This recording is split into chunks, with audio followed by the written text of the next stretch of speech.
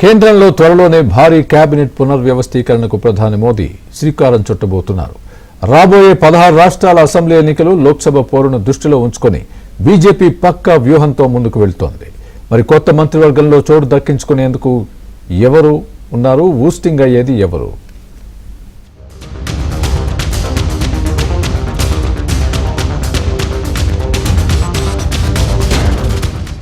రాబోయే 2 ఏళ్లలో ఉత్తరప్రదేశ్, గుజరాత్, పంజాబ్, హిమాచల్ సహా 16 రాష్ట్రాల అసెంబ్లీ ఎన్నికలు జరగనున్న వేళ బీజేపీ అధిష్టానం మదర్ ఆఫ్ ఆల్ రీసెట్ కు సిద్దమైంది. యువత అసంతృప్తి, హిందుత్వ ప్రభావం తగ్గడం వంటి సవాళ్లను అధిగమించేందుకు ప్రభుత్వం పార్టీ స్థాయిలో వ్యూహాత్మక మార్పులు చేస్తోంది. నయా అధ్యక్షుడు నితిన్ నవీన్ హయాంలో పార్లమెంటరీ బోర్డులో సీనియర్లను తప్పించి యూపీ సీఎం యోగి ఆదిత్యనాథ్, దేవేంద్ర ఫడ్నవీస్లతో పాటు కొత్త యువ సామాజిక ముఖాలకు చోటు కల్పించాలని భావిస్తోంది.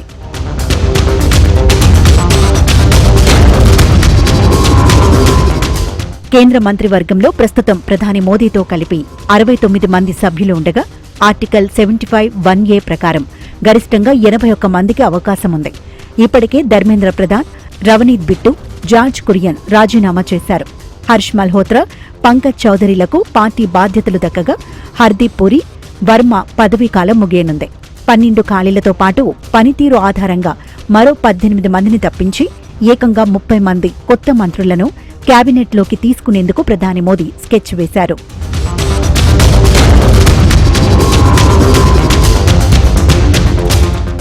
వయస్సు ప్రమాణంగా 82 ఏళ్ల జితన్ రామ్ మాంఝీ వంటి పెద్దలకు విశ్రాంతినిచ్చి 38 ఏళ్ల రామ్మోహన్ నాయుడు తరహా యువకులకు, మహిళలకు కేబినెట్లో పెద్దపీట వేయనున్నారు.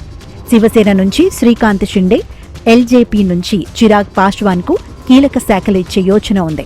ఎన్సీపీఐ, ఆప్ నుండి వచ్చిన రాఘవ్ చద్దా వంటి వారికి చోటు దక్కవచ్చని చర్చ జరుగుతోంది. తెలంగాణ, ఆంధ్రప్రదేశ్, కర్ణాటక, గుజరాత్, యూపీ, హిమాచల్ ప్రదేశ్ వంటి కీలక రాష్ట్రాల సామాజిక సమీకరణాలను సమతుల్యం చేయడమే లక్ష్యంగా రీషఫిల్ సాగనుంది.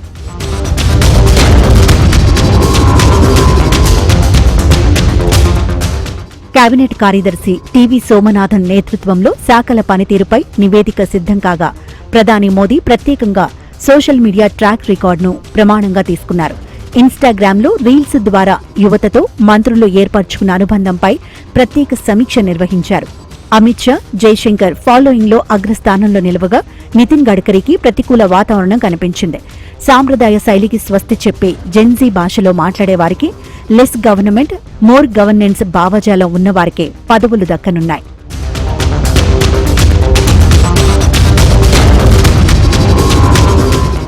గతంలో జైశంకర్, హర్దీప్ పురి తరహాలోని Tata Sons chairman N Chandrasekaran వంటి నిపుణులను కూడా ప్రత్యక్షంగా కేబినెట్లోకి తెచ్చేందుకు ఊహాగానాలు సాగుతున్నాయి. పీయూష్ గోయల్, నిర్మలా సీతారామన్ల పదవుల విషయంలో క్లారిటీ వచ్చింది. మోదీ 3.0 ప్రభుత్వం 2029 లోక్సభ పోరుతో పాటు రాబోయే అసెంబ్లీ ఎన్నికల్లో తిరుగులేని విజయం సాధించేలా నయా భారత్ లక్ష్యంతో మోదీ షా ద్వయం ఈ పొలిటికల్ సర్జికల్ స్ట్రైక్కు శ్రీకారం చుట్టింది.